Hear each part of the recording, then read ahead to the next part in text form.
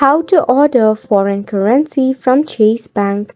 Welcome to Let Me Help, and let's get right into this tutorial. For this, you can open up your Chase Bank application or visit the website.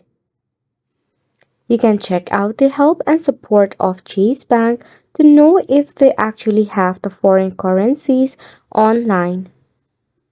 However, according to our research, Chase Bank does not offer ordering foreign currency online for retail customers. However, you may have a couple of options. Firstly, you can visit your nearby Chase branch. They might be able to place an order for you, but you will have a wait time of usually 1 to 2 business days. Also, it might cost you an extra fee for ordering and exchanging those currencies. Alternative to Chase, you can use your travel credit card. It might cost you a little to no transaction fees and no extra fees as well.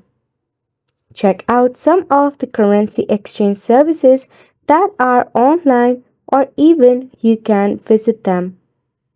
Even in the airports, you will get the chance to change the currency to the required one. Those were some of the chances you can take if you cannot order your foreign currencies from Chase Bank. That wraps up the tutorial as well. Thank you so much for tuning in.